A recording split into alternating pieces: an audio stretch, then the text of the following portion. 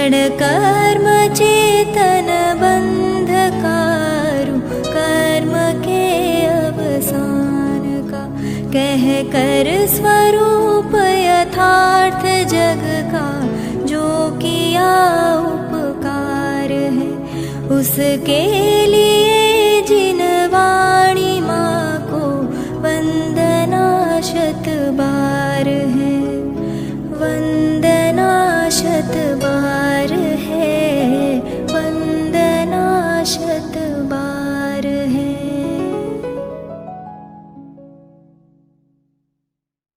जैनं जयतु शासनं वन्दितु सौवसिद्धे, ध्रुवमचलमणोवमं गतिं पत्ते, वोचामि समयपाड नमो सुध केवली भणिदम्।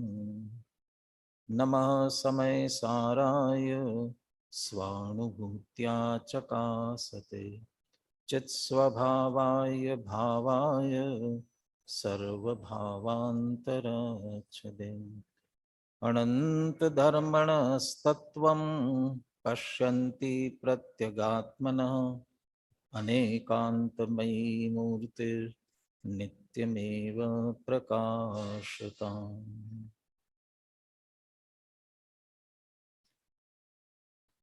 आचार्य कुंद कुंद देव विरचित समय सार परमागम, आचार्य अमृत चंद्र कृत इसकी आत्मख्याति टीका, निर्जरा अधिकार पर अपनी चर्चा चल रही है। समय सार में 13वीं गाथा में ही प्रारंभ में कह दिया था, भूतार्थ से जाने हुए 9 तत्व सम्यक्त्व है। इसका अर्थ इन जीवादि तत्वों को भूतार्थ से जानना है, और भूतार्थ से जानने का तात्पर्य, जब हम भूतार्थ से 9 तत्वों को जानेंगे तो 9 तत्वों का भेद नहीं दिखाई देगा, उन 9 तत्वों में एक आत्मा ही दिखाई देगा। ये भूतार्थ ने की दृष्टि है, ये शुद्ध ने की दृष्टि है। जब इस दृष्टि से ही देखना है तो आगे के जितने अधिकार हैं वो उन तत्वों के नाम से संबंधित है। जीव अजीव अधिकार में जिस तरह से जीव अजीव के भेद समझाना मुख्य उद्देश्य नहीं है, परंतु जीव अजीव का भेद विज्ञान कराते हुए वही भूतार्थ शुद्ध ने के विषयभूत शुद्ध आत्मा को दिखाना है। जीव अजीव के बाद सीधे पुण्य पाप पर आए। पुण्य पाप अधिकार में चूंकि पुण्य को उपादेय माना जाता है, इसलिए उस पुण्य की पाप के बराबर समान हेयत्व सिद्ध करते हुए वहां भी शुद्ध आत्मा की महिमा दिखाने का ही प्रयास किया। आश्रव अधिकार में ज्ञानी को आश्रव नहीं होता, इस बात की मुख्यता से बात की। संवर में भेद विज्ञान के आधार से शुद्ध आत्मा का लक्ष्य करने वालों को संवर होता है। इस रूप में उसी भूतार्थ शुद्ध ने के विषयभूत शुद्धात्मा की बात की। वो तो उसमें तो वह प्रसिद्ध छंद जो बनारसी दास जी कहते हैं, या निचोड़ इस ग्रंथ को यही परम रस को, गहे तजे शुद्ध ने बंध है, गहे शुद्ध ने मोक्ष। वो शुद्ध ने की महिमा बताने वाला, तो शुद्ध ने के विषयभूत शुद्धात्मा की ही चर्चा है। ऐसे इस निर्जरा अधिकार में भी निर्जरा का वर्णन करना वास्तव में मुख्य उद्देश्य नहीं है। ज्ञानी के निर्जरा होती है ये बताना उद्देश्य है, और इसीलिए प्रारंभ में ही 2 गाथाएं अपन ने देख ली, एक द्रव्य निर्जरा का स्वरूप बताने वाली और एक भाव निर्जरा का। 193 में द्रव्य निर्जरा की बात थी, 194 में भाव निर्जरा की। तो दोनों में बात यही है कि सम्यक दृष्टि ज्ञानी को द्रव्यों का उपभोग करते हुए भी वह उपभोग निर्जरा का निमित्त होता है।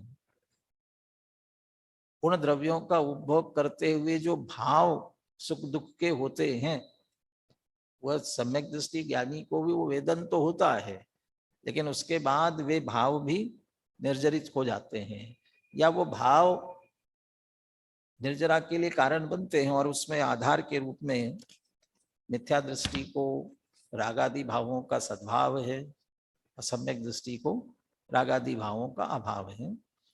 बाकी और विस्तार से अपन ने जैसे नाचारी का उद्धरण भी देखा, पंडित जयचंद जी छावड़ा, पूज्य गुरुदेव श्री का भी देखा, अनुशीलन से भी देखा, और सब में मुख्य रूप से एक ही बात आई,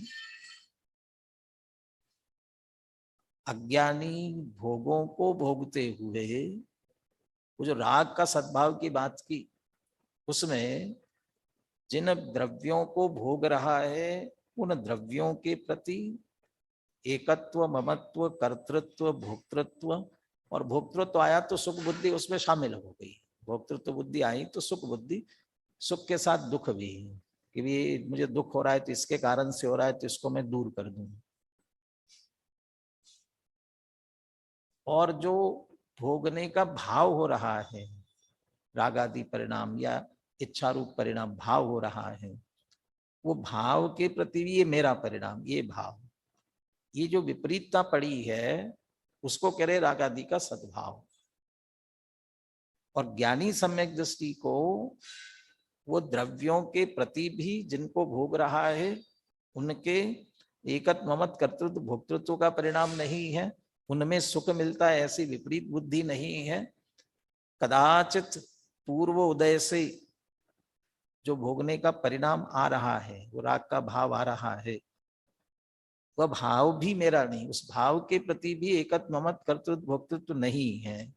इसलिए हे बुद्धि से उसको भोगते हैं। इस वजह से उन्हें वह पुनः नया बंध, निर्जरा का भी अर्थ समझना चाहिए, नया बंध नहीं होता, ये निर्जरा है। ऐसा नहीं कि भोगने से और निर्जरा होती है तो बढ़िया है कि भोगते रहो, सारे कर्मों की निर्जरा हो जाएगी और मोक्ष हो जाएगा, फिर तो और कुछ करने की आवश्यकता नहीं, फिर चौथे गुणस्थान में रहते रहते मोक्ष हो जाएगा। भोग को भोगते भोगते ही निर्जरा हो जाएगी सारे कर्मों की। यहाँ तो नया बंध नहीं होता, और उसमें वो सम्यक दृष्टि ज्ञानी का जो जोर अपने स्वरूप पर है, वह दृष्टि का जोर, वो श्रद्धान का बल बताना चाहते हैं। ये इस बात की यहाँ ये चर्चा चल रही है। कल के प्रकरण में अंत में अपन ने 134वां कलश देखा था, और वो ज्ञानी को जो ये भोग भोगते हुए भी निर्जरा होती है, उसके पीछे कारण कहते हुए 134वां कलश था, तत् ज्ञानस्यैव सामर्थ्यम विरागस्यैव वाकिल यत् कोपि कर्म भी कर्म भुंजानोपि न बध्यते। कर्म भुंजानोपि, कर्म भोगते हुए भी कर्म भी न बध्यते, कर्मों से नहीं बंधता। तो ज्ञान से विराग से वो सामर्थ्य, ज्ञान और वैराग्य का सामर्थ्य कह रहे हैं। अब इसी बात को अगली गाथा में स्पष्ट कर रहे हैं। 195-96 गाथा पुरानी टीका में वैसे अलग अलग हैं, लेकिन एक से विषय से संबंधित होने से एक साथ चर्चा करने के लिए दोनों को एक साथ लिया, तो उसकी उत्थानिका भी एक साथ ले ली। तो दो उत्थानिका अलग अलग बनेगी दोनों गाथाओं की, तो ज्ञान और वैराग्य को अलग करके बनेगी। यहाँ दोनों को एक साथ करके लिया, उसको अपन पहले पढ़ते हैं। अथ ज्ञान वैराग्य सामर्थ्यम दर्शयति। अब ज्ञान और वैराग्य का सामर्थ्य दिखाते हैं, बताते हैं, निरूपित करते हैं। और अलग अलग करेंगे तो 195 गाथा के लिए कहेंगे अथ ज्ञान सामर्थ्यम दर्शयति, और 196 के लिए अथ वैराग्य सामर्थ्यम दर्शयति। दोनों एक साथ है, इसलिए दोनों की बात करते हैं। और दोनों में मूल में कुंद कुंद आचार्य ने ही दृष्टांत देकर के ही बात कही, लेकिन दृष्टांत भी इस तरह सा है कि आसानी से स्वीकार न होवे, इसलिए अमृतचंद्राचार्य फिर और विश्लेषण करने वाले उसे बराबर समझाकर हमें बताएंगे। मूल गाथाओं का अपन पाठ करते हैं। जह विषमुव भुंजन्तो वेजो पुरुषोण मरण मुवयादि पोगलकम सुदयम तह भुंजदि नेव बज्जदे नानी जहमज्जम पिबमाणो अरदि भावेण मज्जदि न पुरिसो दौव भोगे हरदो नानी विन बज्जदे तहेव। 195 में भी कहते हैं अंतिम चरण में नेव बज्जदे नानी। 196 नानी विन बज्जदि तहेव। ज्ञानी सम्यक दृष्टि ज्ञानी की ही बात कर रहे हैं और नहीं बंधता।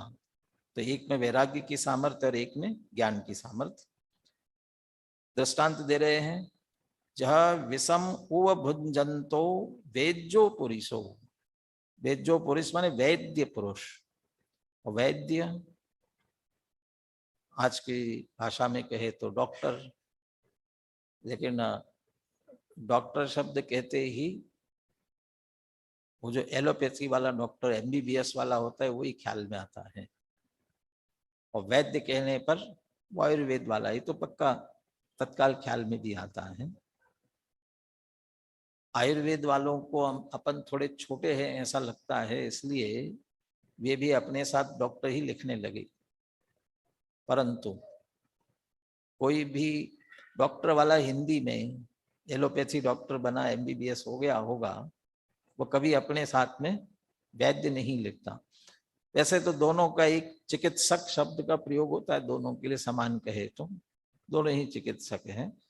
और भी बहुत सारे, जैसा अपन आयुर्वेद और एलोपैथी की बात कर रहे हैं, होम्योपैथी भी है और बहुत सारे पैथियां हो सकती इलाज की, और सबके करने वाले सब डॉक्टर ही कहलाते हैं मुख्य रूप से।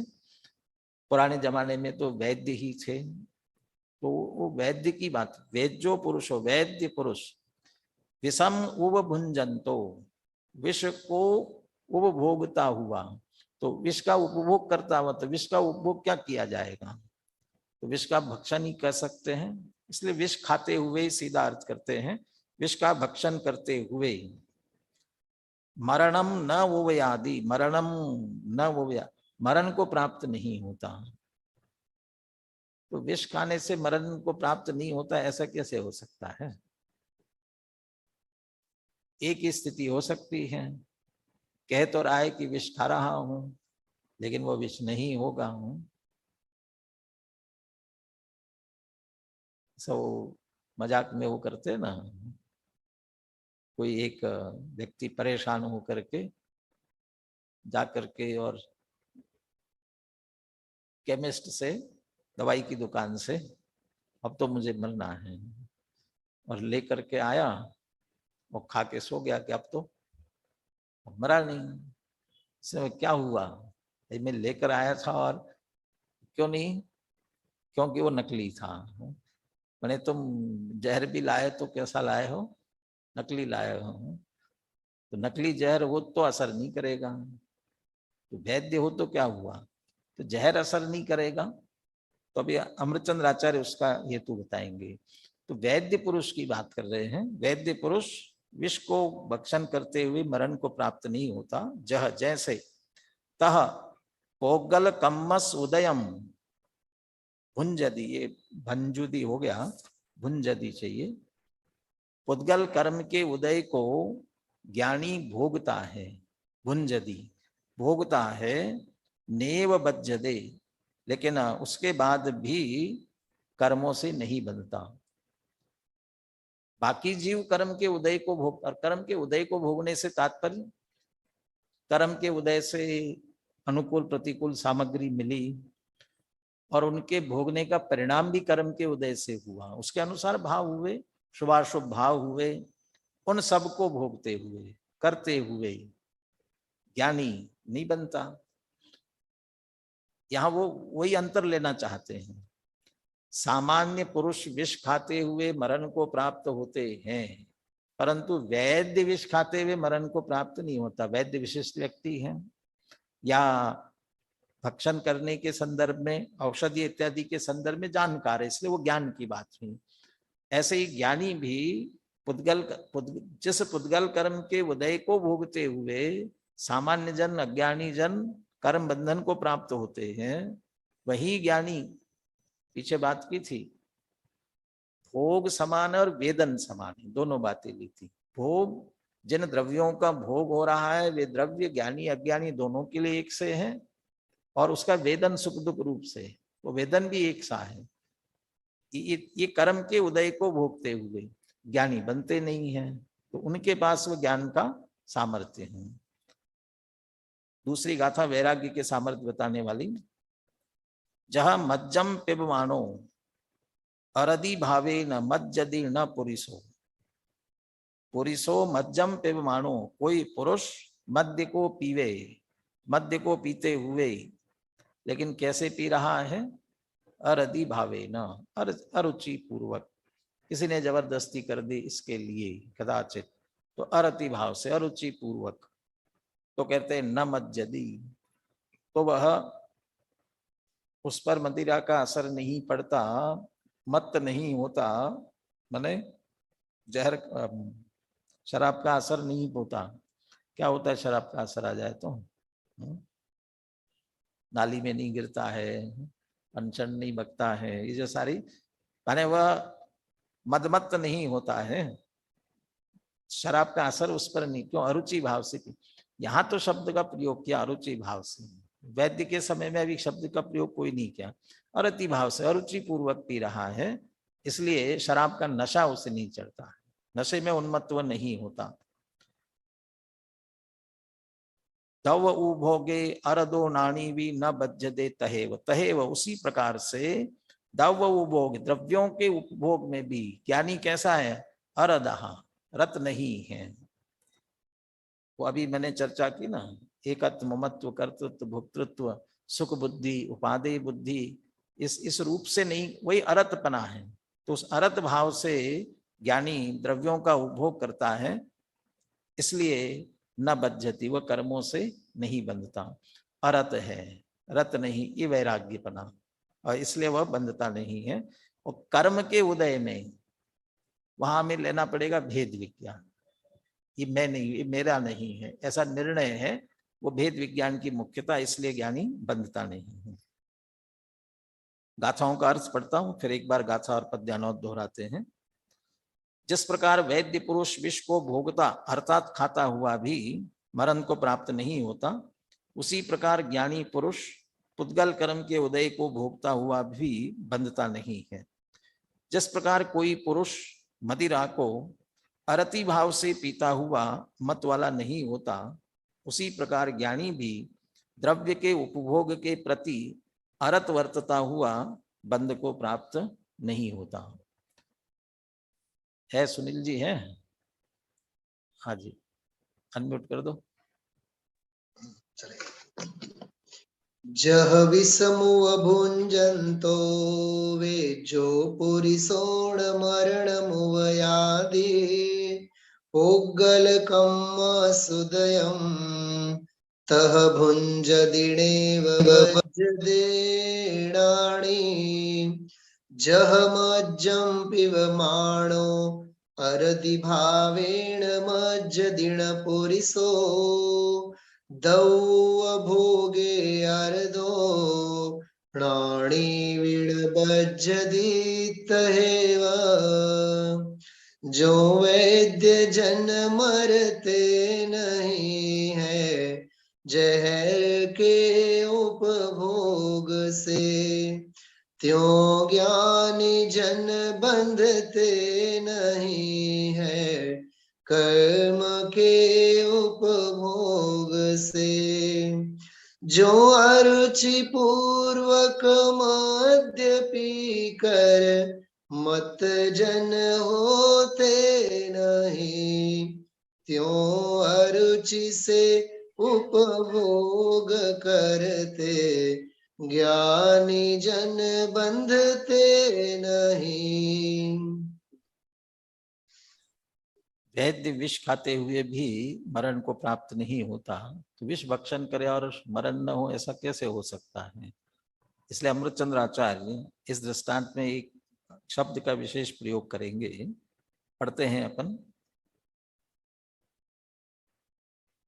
यथा कश्चित विषवैद्यः, अब उसको वैद्य का नाम ही विषवैद्य दिया। वो कोई विशिष्ट औषधि से इलाज करने वाले होते हैं। अब वो जहर से ही इलाज करते होंगे, जहर की उस तरह की भी किस रूप में किस तरह से काम आता है तो जानते होंगे, इसलिए उनका नाम ही विषवैद्य है। कश्चित विषवैद्य, हाँ। या ऐसे भी हो सकते हैं जैसे स्पेशलिस्ट होते हैं ना, अलग अलग आई स्पेशलिस्ट, हर एक चीज के अलग अलग स्पेशलिस्ट हैं। ऐसे ही जहर किसी को चढ़ा हो तो उसके स्पेशलिस्ट होंगे, इसलिए वो विषवैद्य कहलाते होंगे। कश्चित विषवैद्य परेशान मरण कारणम विषम उपभंजानः अपि, परेशान दूसरों के लिए जो मरण का कारण होवे ऐसे विषम उपभुंजानो, विष खाते हुए भी, माने विष तो मरण का ही कारण होता है दूसरों के लिए, ऐसे विष को खाते हुए भी अमोघ विद्या सामर्थ्य न निरुद्ध तत्शक्तित्वात् न म्रियते। तो वैद्य जो है वो विषम उपभुंजानो, विष खाते हुए भी न म्रियते, मरता नहीं है। क्यों नहीं मरता? अमोघ विद्या सामर्थ्य न निरुद्ध तत्शक्तित्वात्, वो विष में जो मारने की शक्ति है उस शक्ति को निरुद्ध कर दिया, रोक दिया। कैसे रोका? अमोघ विद्या सामर्थ्य न, अमोघ विद्या के सामर्थ्य से। अमोघ शब्द क्यों दिया? भाई ऐसा समझ ले कि हाँ विद्या तो प्रकट हो गई है और अच्छी तरह से हुई नहीं हो और उसके भरोसे खा ले तो दिक्कत हो जाएगी कि नहीं। अमोघ माने अचूक है अच्छी तरह से, इसलिए अमोघ विद्या। उस विद्या के सामर्थ्य, उन्हें उस तरह का ज्ञान है, इसलिए ज्ञान की सामर्थ्य की बात कर रहे हैं ना। ये जानते हैं किस तरह से विष का भक्षण करना चाहिए जिसके कारण से उसकी शक्ति असर न कर सके। बहुत से मिर्ची खाने की कभी कभी कंपटीशन करते हैं ना, कितनी मिर्ची खा सकते हैं। दो मित्रों में लगे और जो मित्र ये जानता है ना कि मिर्ची तो खूब खाएंगे लेकिन असर जलन नहीं होना चाहिए, प्रभाव नहीं करना चाहिए, वो लगाता है शायद। आओ कितनी खाते हो? तो मैं तुमसे ज्यादा खाता हूँ।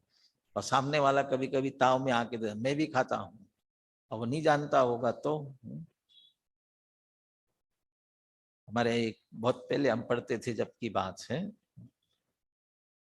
एक कर्मचारी था और उसको ताव ऐसे ही कुछ हुआ तो खूब मिर्ची खाई, खूब खाई। तो अपने नेमीचंद जी पाटनी साहब मंत्री थे ना, तो उनको पता चला यह क्या करते हो, इतनी मिर्ची खा गया है, ताव ताव में आकर खा तो गया लेकिन ये उल्टा असर कहीं हो जाएगा, दिक्कत पड़ जाएगी।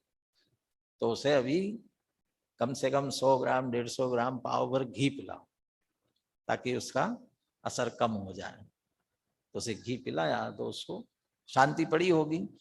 अब वो जो जानता होगा वो पहले से अच्छी तरह घी पी करके आए और खाता जाए तो उसको मिर्ची का असर नहीं करेगा, तो जानता है। ये सांप और नेवले में लड़ाई होती, दोनों का जन्मजात वैर है ना। तो नेवला सांप से लड़ता है और हमेशा जीतता है। तो सांप तो जहरीला है, नेवले के पास तो जहर नहीं है, तो कैसे जीतता है? तो एक तो नेवला वो वहीं लड़ता है सांप के साथ में जहां वो संजीवनी बूटी हो, उसे पता है संजीवनी बूटी पास में कहीं है तो लड़ेगा। सांप यदि डसता है तो जल्दी से संजीवनी बूटी सूंघ कर आएगा, वो जहर का असर खत्म हो जाता है। ये जानता है इसलिए लड़ता है, वो जीतता है उसके साथ में। वो उसको वो ज्ञान है, वो उस पशु को भी समझ लीजिए उस तरह का ज्ञान। ऐसे वो वैद्य को जहर किस तरह से खाना तो उसके वो मारक शक्ति दूर हो जाए।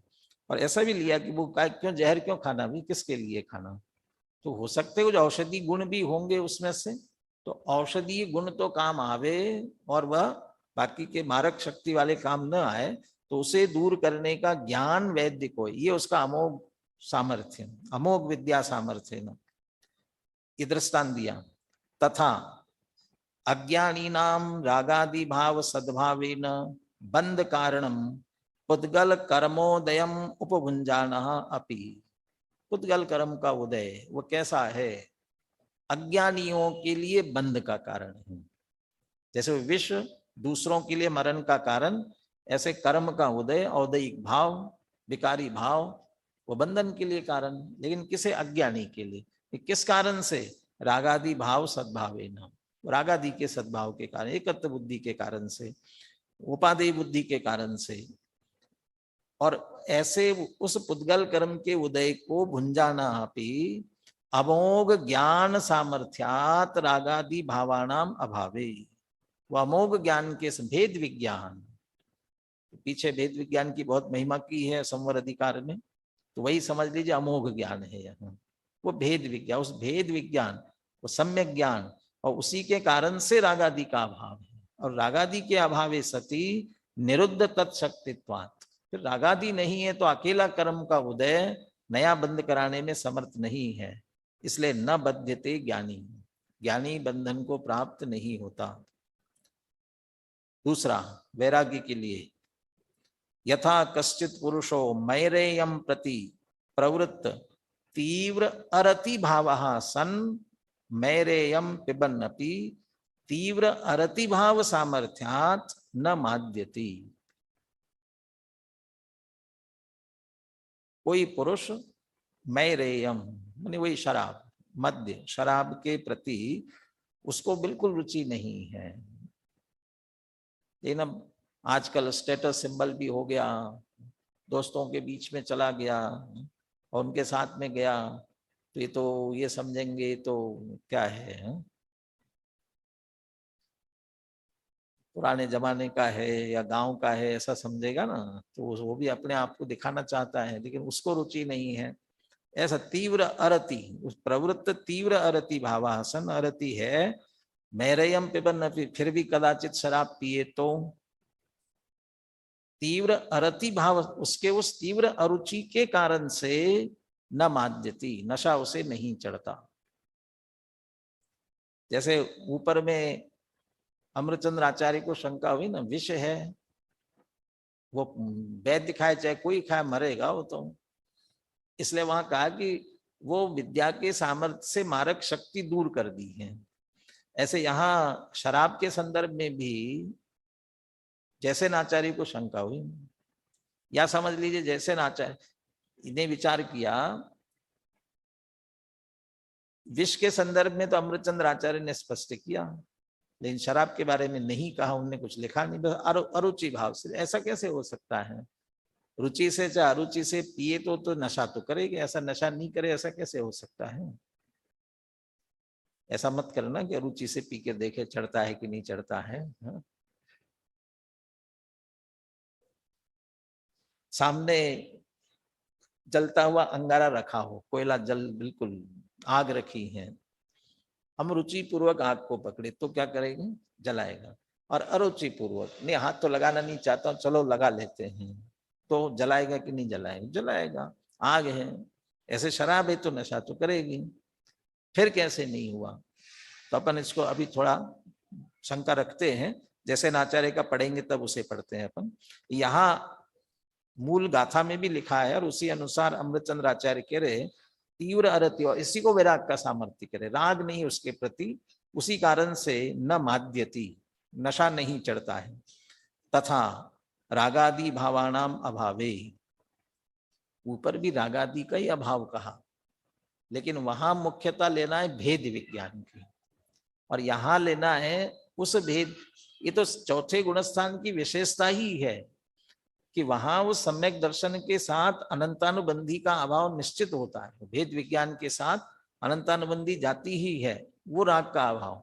तो ऊपर ज्ञान की मुख्यता लेना और इसमें राग का अभाव। रागादि भावानाम अभावेन सर्वद्रव्य उपभोगम प्रति प्रवृत्त तीव्र विराग भावः, सर्वद्रव्यों के उपभोग के प्रति। जयचंद जी छाबड़ा ने कहा था, जैसे कोई रोगी रोग को दूर करने के लिए औषधि लेता है, ऐसे ही वो चारित्र मोह का उदय आया, उससे पीड़ा सही नहीं जा रही है, इसलिए भोगों को औषधि की तरह, तो रोगी औषधि छोड़ना चाहता है लेकिन अभी पीड़ा सहन नहीं हो रही इसलिए औषधि लेता है रोग को दूर करने के लिए। ऐसे तत्काल की आकुलता दूर करने के लिए भोगों के प्रति प्रवृत्त तीव्र विराग भावासन, भोगों के प्रति तीव्र विराग भाव सहित विषय अनुपभुंजान अपि, विषयों को भोगते हुए भी तीव्र विराग भाव सामर्थ्यात न बध्यते ज्ञानी। वो तीव्र विराग भाव का ही, वैराग्य का ही सामर्थ्य है जिसके कारण से ज्ञानी कर्मों से बंधते नहीं है। देखिए अभी मैंने जैसा कहा सीधे अपन जैसे नाचार्य के उद्धरण पढ़ते हैं, थोड़ा गुरुदेव के प्रवचन में से अंश पढ़ेंगे। अनुशीलन में पेज नंबर 154 पर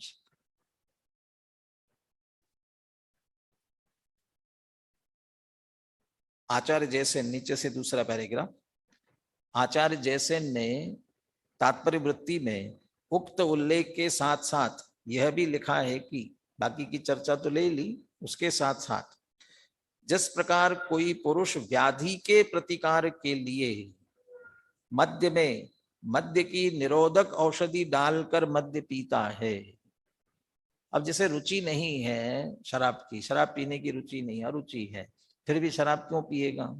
के लिए कोई औषधि के लिए, कोई रोग के लिए, किसी व्याधि के प्रतिकार के लिए, भाई पता है कि इसको लेने से ये रोग ठीक होता हो, तो वो उस रोग के प्रतिकार के लिए, जैसे अभी मैंने कहा ना जयचंद जी छाबड़ा ने लिखा, ज्ञानी भोग भोगते हैं, रोगी रोग के लिए औषधि के समान रोग भोगों को भोगते हैं। ऐसे व्याधि के प्रतिकार के लिए अब क्या करते हैं, मद्य नहीं पी रहा है, सीधा शराब नहीं पी रहा है, बल्कि शराब में मद्य की निरोधक औषधि डालकर, पर नशा ना हो गई, वो उसको लेते हुए वो उसका प्रयोग कर रहा है। पी तो शराब रहा है लेकिन नशा वाला जो अंश है उसको खत्म कर दिया है।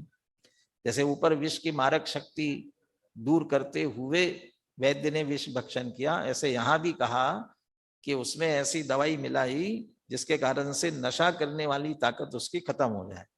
निरोधक औषधि डालकर मद्य पीता है तो रति भाव के अभाव से उसे नहीं चढ़ता, नशा नहीं चढ़ता, अरति भाव भी साथ में जोड़ा। उसी प्रकार परमात्म तत्व ज्ञानी के पंचेंद्रिय के विषयभूत भोजन पान आदि द्रव्यों के उपभोग होने पर भी, अब यहाँ विशेष ध्यान देना, जिस जिस अंश में निर्विकार स्वसंवित्ति शून्य बहिरात्मा जीवों की अपेक्षा राग भाव नहीं करता, उतने उतने अंशों में कर्मों से नहीं बंधता। अब जितने जितने अंश और उतने उतने अंश से क्या कहना चाहते हैं, और साथ में जिस अंश में, कहीं गुणस्थान का उल्लेख भी किया उन्होंने, गुणस्थान माने समझ लीजिए चौथे गुणस्थान वाला, जिस अंश में तो अनंता ने बंदी गई है तो अप्रत्याख्यानावरणी कषाय के 7 भोगों में लगेगा, उतनी अनंतानुबंधी का अभाव और बाकी के कषाय है। पंचम गुणस्थान वाले के 2 कषाय चौकड़ी के अभाव पूर्वक उतना राग का अभाव है, 2 कषाय का सद्भाव है, उस पूर्वक वो भोगों में लगा हुआ है। अब वैसा ही उपभोग सामान्य जनों के लिए कि नहीं, निर्विकार स्वसंवित्ति शून्य बहिरात्मा जीवों की अपेक्षा राग भाव नहीं करता। बाकी के तो तीव्र बुद्धि पूर्वक, सुख बुद्धि पूर्वक, एकत्वमत बुद्धि पूर्वक भोग रहे हैं अज्ञानी, और ये वैसा नहीं। तो चौथे और 5वें गुणस्थान का जो अंतर है उसके साथ में, और उसी अनुसार फिर कर्म का बंध भी नहीं होगा। और जब हर्ष उल्लास आदि रूप समस्त विकल्प जाल से रहित होकर परम योग लक्षण भेद विज्ञान के बल से सर्वथा वीतराग होता है, तब सर्वथा बंध को प्राप्त नहीं होता। हर्ष उल्लास समस्त विकल्प जाल से रहित होकर, अब छठे सातवें गुणस्थान से ऊपर भी ले सकते हैं, शुद्धोपयोग में लीन हुए तो बंद नहीं हो रहा है। और यदि सीधे पूर्ण वितरागता ली, अरहंत दशा में गए जब, तो बिल्कुल ही बंद नहीं होता है। चलिए अब गुरुदेव के उद्धरण में से दो ही बातें अपन इसमें से पढ़ते हैं। मुझे अगली गाथा कलश और गाथा भी लेनी है, इसलिए अपन पूरा उद्धरण नहीं पढ़ेंगे। 156 पेज पर आए। क्या अंतर है, ज्ञानी अज्ञानी के अंतर क्या है? एक पुरुषार्थ सिद्धिपाय में दृष्टांत आता है, उसका उल्लेख किया है। मैंने भी अनेक बार इस दृष्टांत का उल्लेख किया हुआ है। देखो भाई, पकड़ पकड़ में फेर है, पकड़ है लेकिन फेर है। कैसे? बिल्ली अपने बच्चे को भी पकड़ती है और चूहे को भी पकड़ती है। दोनों के पकड़ने में कितना फर्क है? कहाँ फर्क है? पकड़ तो है ना, लेकिन फिर भी फर्क है। बच्चे के पकड़ने में उसकी रक्षा का भाव है, लालन पालन का भाव है, और चूहे को पकड़ने में उसे मारकर खा जाने का भाव है। अतः चूहे को ऐसे जोर से पकड़ती है कि बेचारा चूहा फड़फड़ा कर तत्काल मर जाता है। इसी प्रकार अज्ञानी की राग में उपादेय बुद्धि है, राग में रुचि है, अतः वह बंद करने की शक्ति से युक्त है। इसी से वह कर्मोदय को भोगते हुए बंधता ही है। तथा जिसे अतीन्द्रिय आनंद का स्वाद आ गया है, उस धर्मी को राग के स्वाद की रुचि नहीं है, बल्कि उसे तो वह राग जहर जैसा लगता है। यद्यपि ज्ञानी के राग होता है, परंतु उसे वह राग हे बुद्धि से होता है। ज्ञानी राग को आदरणीय व कर्तव्य नहीं मानता, पर जो राग है उसे हे मानता है। इससे कर्मोदय को भोगते हुए भी उसे कर्मबंध नहीं होता। कुछ ज्ञानियों के उदाहरण दे रहे हैं। सम्यक दृष्टि को आत्मा की रुचि प्रकट हो गई है, उसे राग की रुचि नहीं है। कोई सम्यक दृष्टि तीर्थंकर या चक्रवर्ती हो तथा ग्रस्त दशा में अनेक रानियों के समूह में रहता हो, तो भी उसे भोग की अरुचि है। अब तीर्थंकर, चक्रवर्ती, और दोनों ही पद किसी के पास हो, ऐसे कौन है? शांतिनाथ, कुंतुनाथ, अरनाथ। तीर्थंकर भी है, चक्रवर्ती भी है, कामदेव भी थे। अब वे 96,000 रानियां, तो इतने लोगों के बीच में अनेक रानियों के समूह में रहता हो, तो भी उसे भोग की अरुचि है। आत्मा के आनंद के सामने उसे राग रंग के सभी रस नीरस लगते हैं। और चक्रवर्तियों में भरत चक्रवर्ती तो प्रसिद्ध है ही। भरत जी घर ही में वैरागी, तो वो चौथे गुण स्थान की बात है। घर ही में वैरागी का मतलब वो घर ही में तो कह ही रहे ना, तो उसी स्थिति में सब कुछ होते हुए भी क्यों है? क्योंकि उन भोगों के प्रति उन्हें रुचि नहीं है। इस कारण भोग के परिणाम होते हुए भी उसे नवीन कर्म बंध नहीं होता और पूर्व में बंधे कर्मों की निर्जरा हो जाती है। इसी कारण ज्ञानी के भोगों को निर्जरा का हेतु कहा गया है। अब 2 पैराग्राफ छोड़कर अगले आ जाइए। ये ज्ञान और वैराग्य की सामर्थ्य की बात करते हैं। वैराग्य मतलब क्या? अब यहाँ ज्ञान वैराग्य की सामर्थ्य कहते हैं। वैराग्य से तात्पर्य केवल कपड़े उतार फेंकने या नग्न हो जाने से नहीं है, कि सर्वोत्कृष्ट वैराग्य तो वही है ना। संपूर्ण परिग्रह छोड़ करके नग्न दिगंबर दशा अंगीकार करना, तो ये कर लिया, इसका नाम वैराग्य नहीं है। किंतु अनादि से जो राग में रक्त था, विषयों में आसक्त था, उनमें सुख बुद्धि थी, उन्हें निस्सार समझकर, उन्हें दुख स्वरूप, दुख के कारण मानकर उनसे उदास होना, उनमें से रुचि का टूट जाना ही वैराग्य है। अपनी पूर्ण अस्थि स्वभाव की रुचि होने पर ज्ञानी का राग से विरक्त हो जाना ही यथार्थ वैराग्य है। अपना पूर्ण स्वभाव, वीतराग स्वभाव, उसकी रुचि हुई इसलिए राग की रुचि टूट गई है। ऐसे वैराग्य की चर्चा ही प्रस्तुत गाथा में की गई है। चलिए, अब अगली गाथा की उत्थानिका रूप कलश है, इसी से संबंधित, बस भाषा थोड़ी बदलेगी, उदाहरण बदल जाएगा। 135 नंबर का कलश रथोद्धता छंद है। नाश्नुते विषय सेवने पियत स्वम फलम विषय सेवनस्य न ज्ञान वैभव विरागता बलात् सेवकोऽपि तदा सव सेवकः। देखो, अंतिम चरण है, सेवकोऽपि तद असौ असेवकः। सेवकः अपि असौ असेवकः। सेवकः माने सेवन करते हुए भी, यह किसकी बात चल रही है? सम्यक दृष्टि ज्ञानी की। असेवका, असेवक है कि क्यों? न अश्नुते विषय सेवनेपि यत् स्वफलम विषय सेवनस्य न।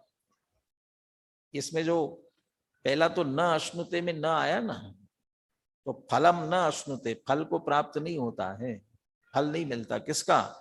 विषय सेवनेपि विषयस्य, विषय सेवनस्य स्वम फलम, विषय सेवन करने पर भी विषय सेवन का जो अपना फल है उसे वो प्राप्त नहीं होता, प्राप्त नहीं करता। कौन प्राप्त नहीं करता? कि ना ना न अश्नुते, ना प्राप्त नहीं करता। तो ना कौन है? तो ये मैं जो अर्थ निकाला इसमें से, तो ना शब्द से ही ज्ञानी पुरुष निकाला है। तो ना पुरुष, मैं डिक्शनरी में देखने की कोशिश की लेकिन उसमें तो नहीं मिला। लेकिन कलश टीकाकार अपने परम अध्यात्म तरंगिनी जो टीका है कलशों की, शुभ चंद्राचार्य की, उनने सब में ना मने ज्ञानी पुरुष, वही अर्थ किया ना में से ही। अब कैसे निकलता है देखना।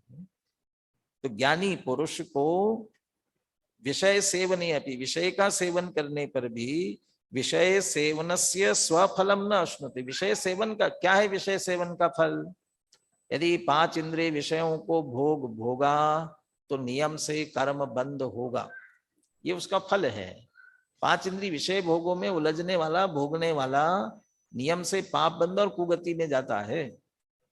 लेकिन ज्ञानी पुरुषों को नहीं मिलता वह फल। क्यों नहीं मिलता? ऐसे ही जो बात है वो क्यों है? तो ज्ञान वैभव विरागता बलात्। अब ये ज्ञान के साथ वैभव शब्द का प्रयोग किया और वैराग्य के साथ बल शब्द का प्रयोग किया। ये ज्ञान का वैभव और वैराग्य का बल है। ज्ञान वैभव, तो ज्ञान तो स्वभाव है, तो स्वभाव का लक्ष्य करके उसे प्रकट कर लिया। लेकिन वैराग्य पुरुषार्थ से प्रकट किया है, इसलिए उसके साथ बल शब्द का प्रयोग, विराग का बल, विरागता बल। और ज्ञान वैभव के साथ अब आगे बढ़ना है ना, तो पुरुषार्थ, तो आगे जितना बढ़ेंगे, चौथे से पांचवे, पांचवे से सातवें, ऊपर श्रेणी चढ़ेंगे, गुणस्थान बढ़ेगा। काय से बढ़ेगा? ज्ञान तो वैसे ही है, सम्यक ज्ञान, भेद विज्ञान तो हुआ। अब राग का अभाव, जितना जितना राग का अभाव होता जाएगा आगे बढ़ते जाएंगे, इसलिए विराग को बल शब्द का प्रयोग किया। ज्ञान वैभव विरागता बलात्, उसके कारण से। और सेवक अपि तदसौ असेवक, और इसीलिए वो विषयों का सेवन करते हुए भी वह कैसा है? असेवक है, सेवन करने वाला नहीं है। श्लोकार्थ पढ़ता हूं। ज्ञानी विषयों का सेवन करते हुए भी, सेवक होने पर भी असेवक ही है, क्योंकि वह विषयों का सेवन करते हुए भी ज्ञान के वैभव और वैराग्य के बल से विषय सेवन के फल को नहीं भोगता, अर्थात रंजित परिणाम को प्राप्त नहीं होता, रागी नहीं होता है, रत नहीं होता है। और रत नहीं होता इसीलिए कर्म का बंध नहीं होता, बल्कि निर्जरा होती है। चलिए हम कलश और पद्यानुवाद सुनते हैं सुनील जी से। नाश्नुते विषय सेवने पिय स्वं फलं विषय सेवनस्य ना ज्ञान वैभव विरागता बलात् सेवकोऽपि तदसावसेवकः बंधेन ज्ञानी कर्म से बल विराग और ज्ञान यद्यपि सेवे विषय को तदपि असेवक जान। बनारसदास जी का छंद भी बोलिए।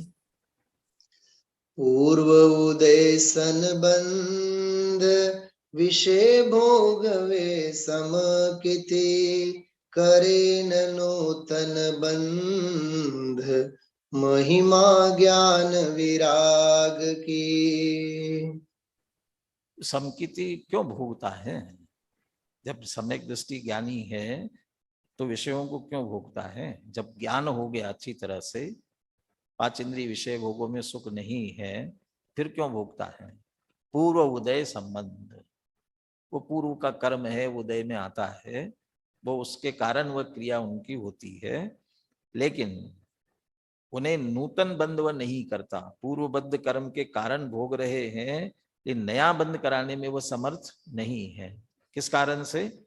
महिमा ज्ञान विराग की, वह सम्यक ज्ञान और वैराग्य का बल है, जिसके कारण से उन्हें नया बंध नहीं होता है। अब ये इसी बात को अगली गाथा में कहने जा रहे हैं, 197 नंबर की गाथा। वैसे शब्द थोड़ा बदलेगा, जो सेवन करने वाला उसको प्राकरणिक कहेंगे, प्रकरण चेष्टा, और जो नहीं कर रहा है वो अप्राकरणिक, इतना सा शब्द बदलेगा। बाकी सेवक असेवक ज्ञानी अज्ञानी उसी की बात चल रही है। अथ एतदेव दर्शयति, अभी जो कलश में बात की उसी को स्पष्ट करते हैं। सेवंतो विन सेवदी असेवमानो विसेव गो कोई, पगरण चेठा कसवी नय पायरणोत्तिसो होदी। यहां थोड़ी बात बदल गई, इतनी सी बात बदली। अभी तक तो ये कह रहे थे अज्ञानी विषयों को भोगता है तो बंद होता है, ये तो सामान्य प्रक्रिया है। ज्ञानी भी कर्मों को भोगता है लेकिन बंधता नहीं है। अब कह रहे हैं ज्ञानी भोग भोगे तो बंधता नहीं है, और अज्ञानी न भी भोगे तो भी बंधता है, न भोगते हुए भी। ये और उसके साथ जोड़ दिया है। क्यों और कैसे स्पष्ट करते हैं। सेवन तो भी न सेवदी, सेवन करते हुए भी सेवक नहीं है, भोगता नहीं है, उसका फल उसे नहीं मिलता। असेव मानो भी सेवगो कोई, और कोई ऐसा है असेव मानो, सेवन नहीं कर रहा है, भोग नहीं रहा है, फिर भी भोगता है, सेवक है। पगरण चेठा कसवी नय पायरणोत्तिसो होदी, प्रकरण की चेष्टा किसी के हो रही है। प्रकरण चेष्टा माने कोई कार्य है और उस कार्य से संबंधित जो चेष्टा, उसके लिए प्रयत्न करना है, प्रयास करना है, दौड़ धूप करना है। तो कोई काम है और उसके लिए दौड़ धूप करना है, प्रकरण चेष्टा।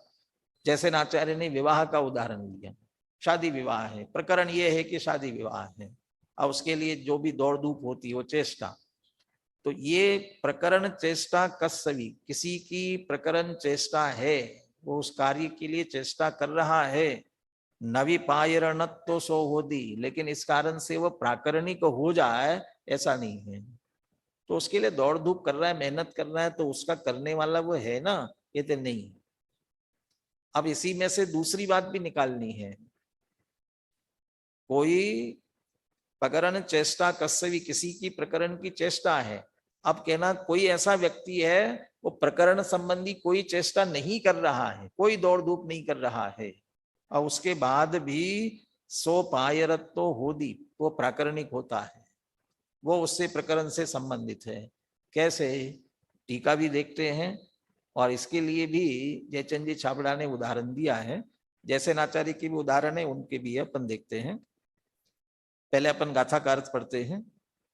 जिस प्रकार किसी व्यक्ति के किसी प्रकरण की चेष्टा होने पर भी वह प्राकरणिक नहीं होता, माने वो कर तो रहा है लेकिन उससे संबंधित वह नहीं है, और चेष्टा से रहित व्यक्ति प्राकरणिक होता है। ये ऊपर गाथा में शब्द नहीं है, लेकिन दोनों बातें पकड़ी ना, इसलिए ये भी जोड़ दिया। चेष्टा से रहित व्यक्ति प्राकरणिक होता है।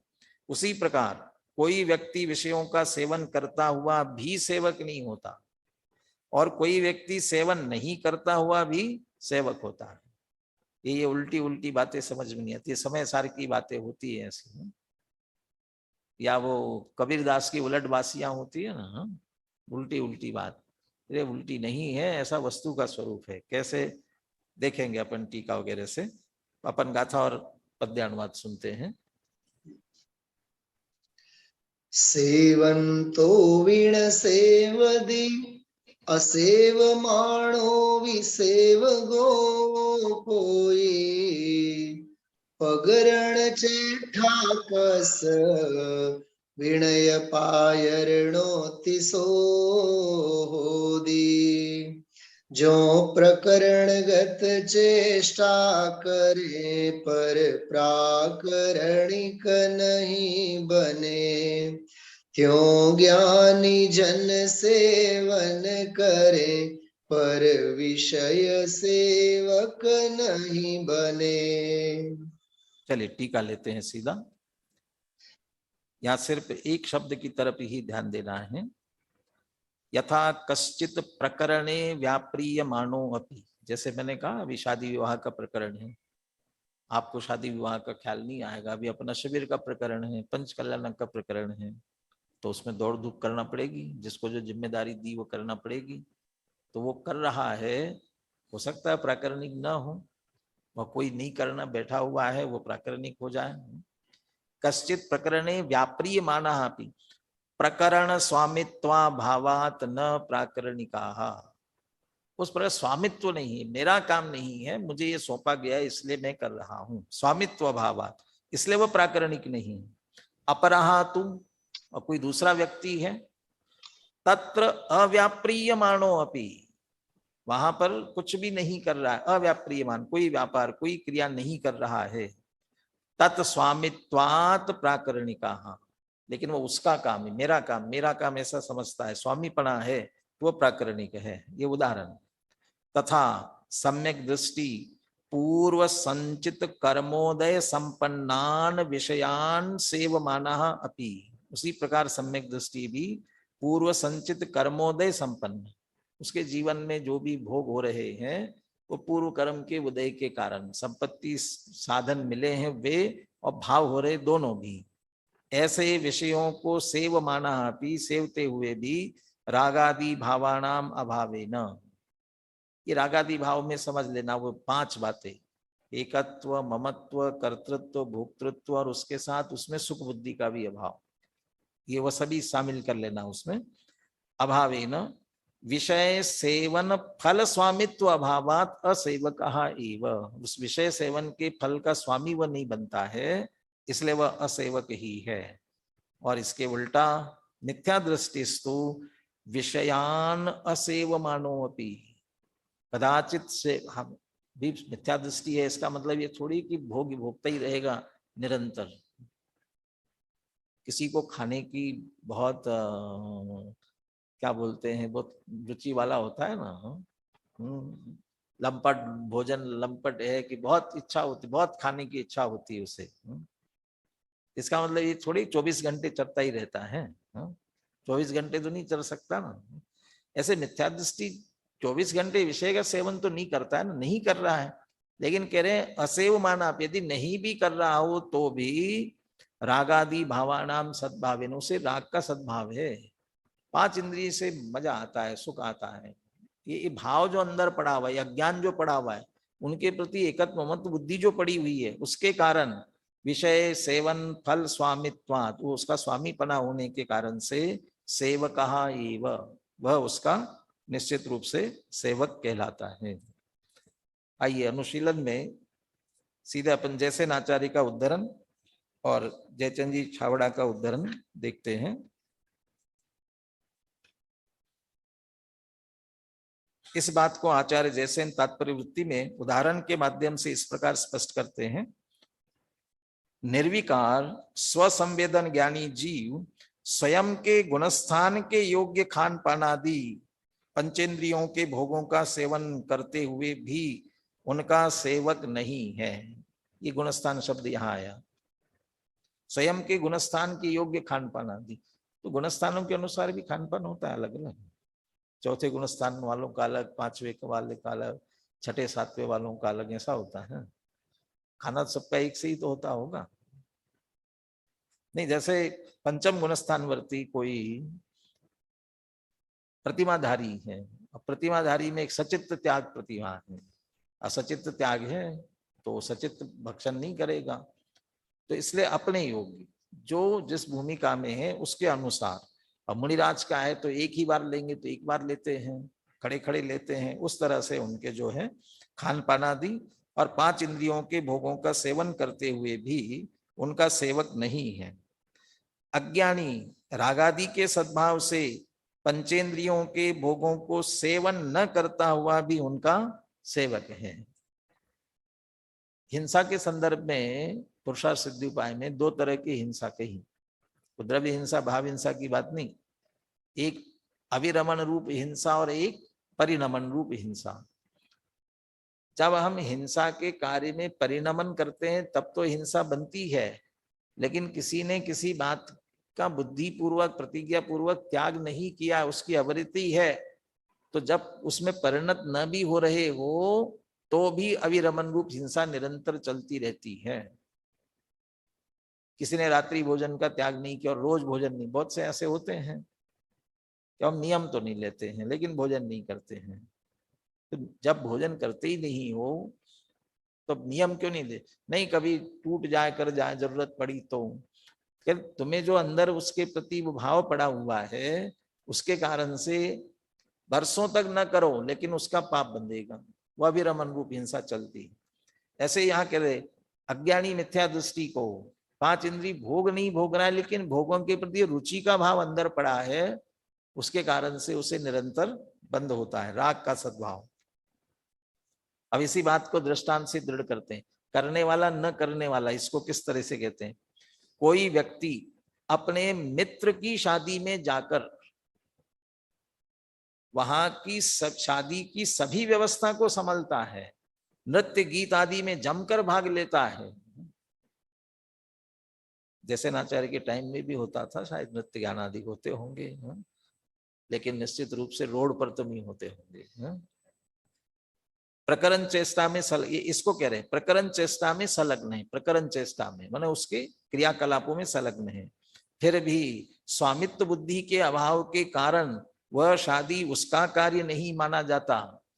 वो इतने उत्साह से कर रहा है, क्या बात है भी कि शादी है, ये तुम्हारी शादी है कि नहीं? नहीं, दोस्त की है, तो अपनी नहीं मानता है वो बराबर, तो इसलिए उसकी नहीं कहलाती है, वह प्राकरणिक नहीं होता। किंतु जिसकी शादी हो रही है वह नृत्य गीतादि एवं व्यवस्था संबंधी कार्यों को नहीं करता हुआ भी, वो तो शांत बैठा हुआ है, तत्संबंधी राग के सद्भाव के कारण, सारा जुड़ान किसके साथ में है? तो उसके, जिसकी हो रही उसके साथ में, इस कारण शादी का कर्ता माना जाता है, प्राकरणिक होता है।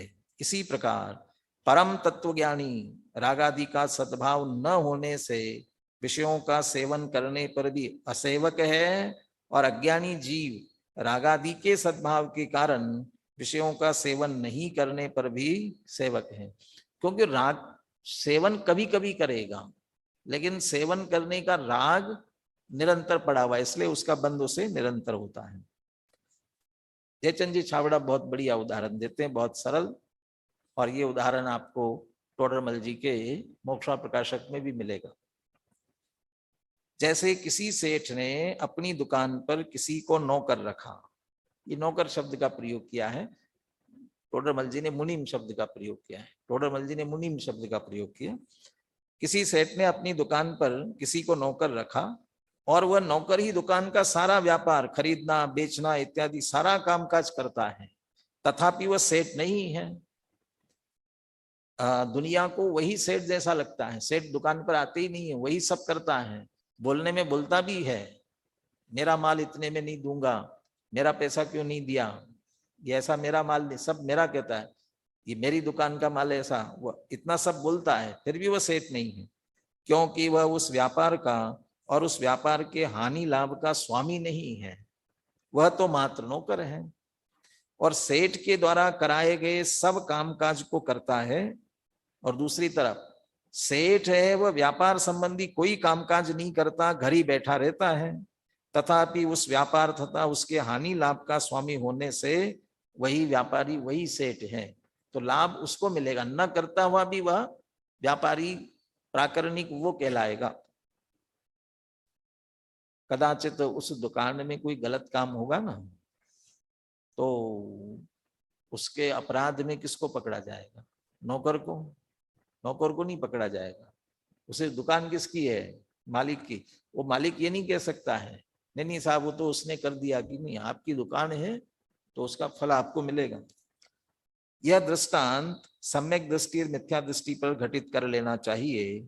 जैसे नौकर व्यापार करने वाला नहीं है, इसी प्रकार सम्यक दृष्टि विषयों का सेवन करने वाला नहीं है। या ऐसा मत समझ लेना कि सम्यक दृष्टि को नौकर कह दिया और मिथ्या दृष्टि को सेठ कह दिया। हाँ, हानि लाभ सेठ को मिल रहा है ना, ऐसे उसका हानि लाभ तो मिथ्या दृष्टि को उठाना पड़ता है। इसी प्रकार सम्यक दृष्टि विषयों का सेवन करने वाला नहीं है। और जैसे सेठ व्यापार करने वाला है, उसी प्रकार मिथ्या दृष्टि विषय सेवन करने वाला है। इस तरह से राग का सद्भाव और राग का अभाव, इसको आधार बनाते हुए ज्ञानी और अज्ञानी में जो अंतर है उस बात को स्पष्ट किया है। गुरुदेव का उद्धरण भी इसमें पढ़ लेना। अगली गाथाओं की चर्चा अपन आगे करें।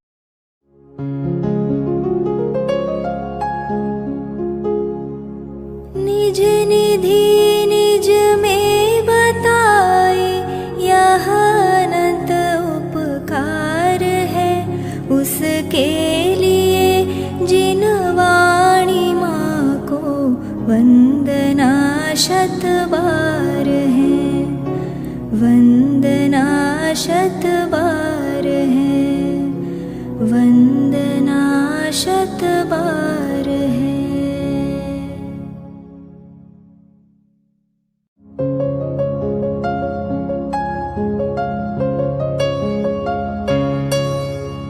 हे जिन वाणी भारती तो ही जपो दिन रैन, जो तेरी शरणा गहे सो पावे सुख चैन। जा वाणी के ज्ञान ते सूझे लोकालोक, सो वाणी मस्तक नवो सदा देत हो ढोक, सदा देत हो